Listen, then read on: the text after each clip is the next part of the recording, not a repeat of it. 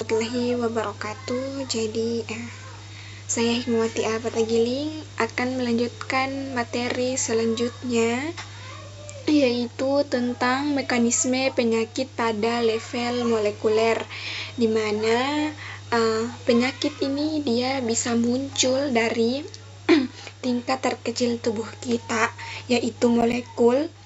Nah, di sini kita akan fokus pada mutasi genetik, dampaknya, dan contohnya dalam kehidupan nyata. Banyak penyakit muncul itu dia karena ada masalah di dalam tubuh yang sangat kecil di level DNA. Nah, salah satu masalah itu adalah mutasi genetik, yaitu perubahan pada susunan DNA kita yang bisa menyebabkan protein di tubuh ini dia tidak bekerja. Nah, sebagaimana mestinya. Nah, mutasi genetik ini adalah perubahan di dalam kode DNA kita, DNA yang terdiri dari huruf-huruf kimia. Nah, kalau salah satu hurufnya itu dia berubah, disisipkan atau dia dihapus, maka hasilnya itu dia bisa berbeda. Nah, ini seperti salah ketik atau saat kita menulis resep, nah hasilnya itu bisa salah. Nah, begitu. Selanjutnya yaitu ada faktor internalnya.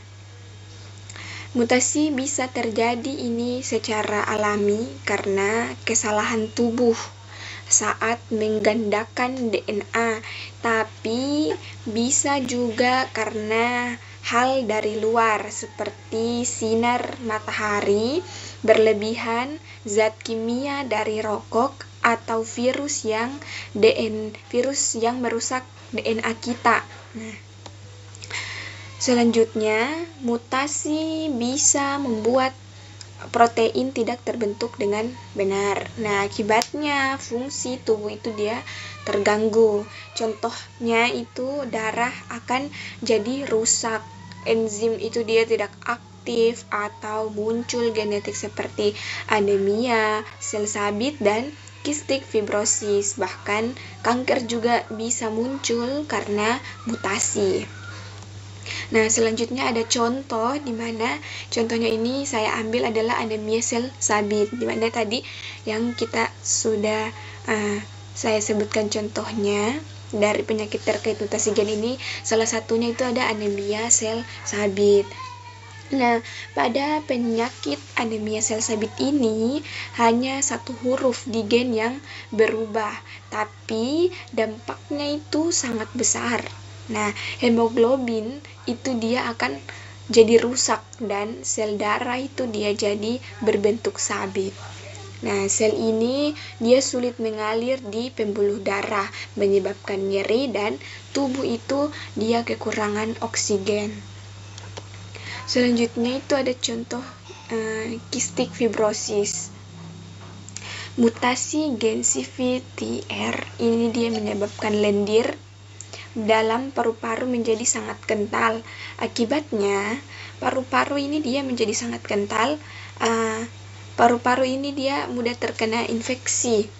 Nah, pencernaan juga dia akan terganggu. Penyakit ini biasanya terlihat dari sejak kita masih kecil.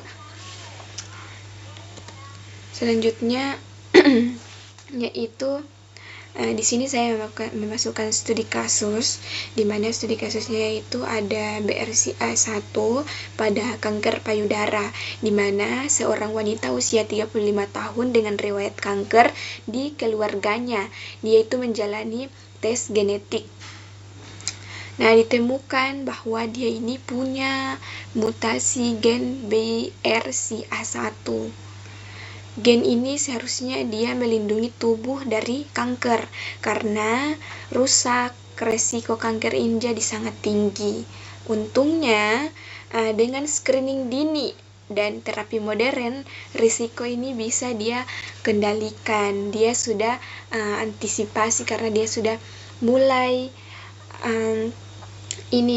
dia sudah mulai menjalani tes genetik dari sebelumnya. Jadi dia sudah ada mengantisipasi bahwa supaya tidak terjadi mutasi, bahwa tidak terjadi genetik atau keturunan penyakit genetik. Selanjutnya itu ada diagnostik dan terapi molekuler, di mana sekarang ini kita bisa memeriksa mutasi ini sejak awal dengan teknologi seperti PCR dan sequencing DNA. Nah, bahkan terapi modern itu dia seperti CRISPR bisa memperbaiki gen yang rusak. Nah, ada juga obat-obatan khusus yang hanya bekerja pada mutasi tertentu. Nah, jadi kesimpulannya, mutasi genetik ini dia bisa menyebabkan berbagai penyakit, bahkan sejak lahir. Tapi dengan ilmu dan teknologi yang sekarang itu kan sudah canggih, kita bisa mendeteksi, mencegah, dan bahkan bisa mengobati penyakit tersebut secara lebih cepat. Tidak sama seperti pada dahulu yang tidak bisa mengantisipasi, tidak ada yang bisa deteksi, kita tidak bisa mencegah penyakit yang akan kita dapat dari genetik orang tuanya kita bisa tidak mencegah. Tapi kalau sekarang itu Masya Allah sudah bisa kita mencegah, kita bisa mengobati penyakit tersebut secara dengan lebih tepat begitu. Nah, itulah tadi materi dari saya tentang mekanisme penyakit pada level molekuler.